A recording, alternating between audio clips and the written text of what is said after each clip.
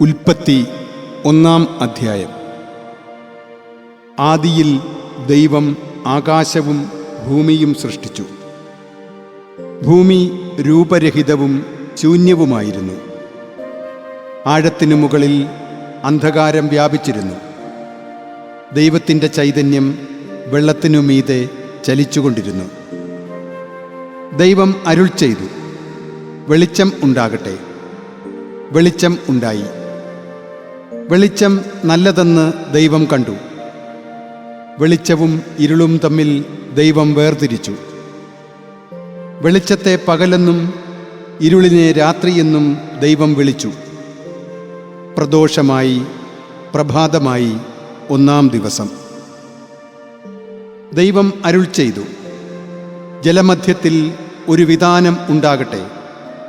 അത് ജലത്തെ ജലത്തിൽ നിന്നു വേർതിരിക്കട്ടെ.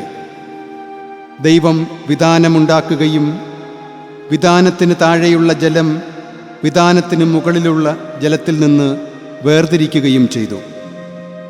അപ്രകാരം സംഭവിച്ചു. വിതാനത്തെ ദൈവം ആകാശമെന്ന് വിളിച്ചു. പ്രദോഷമായി, പ്രഭാതമായി 2-ാം ദിവസം. ദൈവം അരുൾ ചെയ്തു, ആകാശത്തിന് കീഴുള്ള ജലമെല്ലാം ഒരിടത്തു കൂടട്ടെ. ഉണങ്ങിയ കര പ്രത്യക്ഷപ്പെടട്ടെ. അപ്രകാരം സംഭവിച്ചു.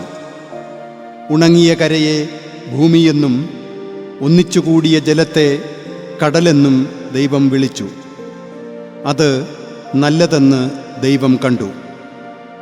ദൈവം വീണ്ടും അരുൾ ചെയ്തു, പുല്ലും വിത്തുള്ള സസ്യങ്ങളും വിത്തോടുകൂടിയ അതദിനം ഫലം ഉത്പാദിപ്പിക്കുന്ന ഫലവൃക്ഷങ്ങളും ഭൂമി മുളപ്പിക്കട്ടെ.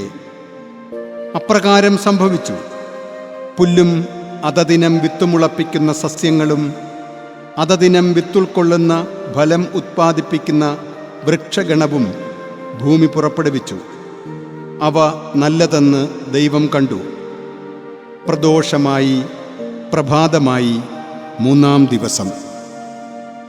ദൈവം അരുൾ ചെയ്തു, പകലും രാത്രിയും തമ്മിൽ വേർതിരിക്കാൻ ആകാശവിതാനത്തിൽ ജ്യോതിസ്സുകൾ ഉണ്ടാകട്ടെ. അവ കാലങ്ങളും ദിനങ്ങളും വർഷങ്ങളും കുറിക്കുന്ന അടയാളങ്ങളായിരിക്കട്ടെ. ഭൂമിയുടെ മേൽ പ്രകാശം ചൊരിയാൻ അവ ആകാശവിതാനത്തിൽ ജ്യോതിസ്സുകളായിരിക്കട്ടെ. അപ്രകാരം സംഭവിച്ചു. ദൈവം 2 മഹാജ്യോതിസ്സുകൾ ഉണ്ടാക്കി.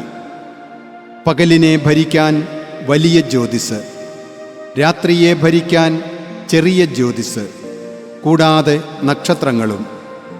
ദൈവം അവയെ ആകാശവിതാനത്തിൽ സ്ഥാപിച്ചു. അത് ഭൂമിയുടെ മേൽ പ്രകാശം ചൊരിയാനും ദിനരാത്രങ്ങളെ ഭരിക്കാനും വെളിച്ചവും അന്ധകാരവും തമ്മിൽ വേർതിരിക്കാനുമായിരുന്നു. അത് നല്ലതെന്ന് ദൈവം കണ്ടു. പ്രദോഷമായി, പ്രഭാതമായി 4-ാം ദിവസം. ദൈവം അരുൾ ചെയ്തു, ജലം ജീവിഗണങ്ങളെ കൊണ്ട് തിങ്ങി നിറയട്ടെ. പക്ഷികൾ ഭൂമിക്കുമീതെ ആകാശവിതാനത്ത് പറക്കട്ടെ. അങ്ങനെ ദൈവം ഭീമാകാരങ്ങളായ ജലവ്യാളികളെയും ജലത്തിൽ പറ്റം ചേർന്നു നീന്തുന്ന വിവിധയിനം ജീവികളെയും സൃഷ്ടിച്ചു. അതദിനം പക്ഷിവൃന്ദത്തെയും. അവ നല്ലതെന്ന് ദൈവം കണ്ടു. ദൈവം അവയെ ഇപ്രകാരം അനുഗ്രഹിച്ചു, പെറ്റുപെരുകി സമുദ്രജലത്തിൽ നിറയുവിൻ. പക്ഷികൾ ഭൂമിയിൽ വർദ്ധിക്കട്ടെ. പ്രദോഷമായി, പ്രഭാതമായി 5-ാം ദിവസം. ദൈവം അരുൾ ചെയ്തു, ജീവജാലങ്ങളെ, അതായത് കന്നുകാലികൾ, ഇഴജന്തുക്കൾ, കാട്ടുജീവികൾ എന്നിവയെ ഇനമനുസരിച്ച് ഭൂമി പുറപ്പെടുവിക്കട്ടെ. അപ്രകാരം സംഭവിച്ചു. ദൈവം ഇനമനുസരിച്ച് ഭൂമിയിലെ കാട്ടുജീവികളെയും കന്നുകാലികളെയും മണ്ണിലെ സർവ്വ ഇഴജന്തുക്കളെയും ഉരുവാക്കി. അത് നല്ലതെന്ന് ദൈവം കണ്ടു. അനന്തരം ദൈവം അരുൾ ചെയ്തു, നമുക്ക് നമ്മുടെ ഛായയിലും സാദൃശ്യത്തിലും മനുഷ്യനെ ഉരുവാക്കാം. കടലിലെ മത്സ്യങ്ങളുടെയും ആകാശത്തിലെ പറവകളുടെയും കന്നുകാലികളുടെയും ഭൂമി മുഴുവൻ്റെയും ഭൂമിയിൽ ഇഴയുന്ന എല്ലാ ഇഴജന്തുക്കളുടെയും മേൽ അവർക്ക് ആധിപത്യം ഉണ്ടായിരിക്കട്ടെ. അങ്ങനെ ദൈവം തൻ്റെ ഛായയിൽ മനുഷ്യനെ സൃഷ്ടിച്ചു. ദൈവത്തിൻ്റെ ഛായയിൽ അവിടുന്ന് അവനെ സൃഷ്ടിച്ചു. ആണും പെണ്ണുമായി അവരെ സൃഷ്ടിച്ചു. ദൈവം അവരെ അനുഗ്രഹിച്ചു. അവരോട് ദൈവം അരുൾ ചെയ്തു, പെറ്റുപെരുകി ഭൂമിയിൽ നിറഞ്ഞ് അതിൽ വാഴുവിൻ. കടലിലെ മത്സ്യങ്ങളുടെയും ആകാശത്തിലെ പറവകളുടെയും ഭൂമിയിൽ ചരിക്കുന്ന സകല ജീവികളുടെയും മേൽ ആധിപത്യം പുലർത്തുവിൻ.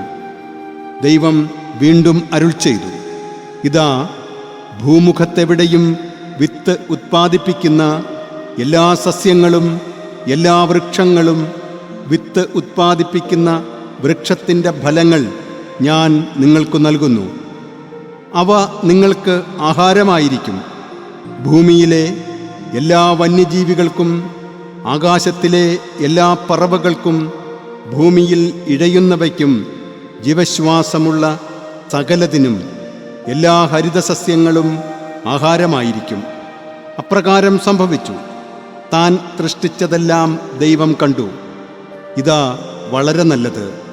പ്രദോഷമായി പ്രഭാതമായി 6-ാം ദിവസം.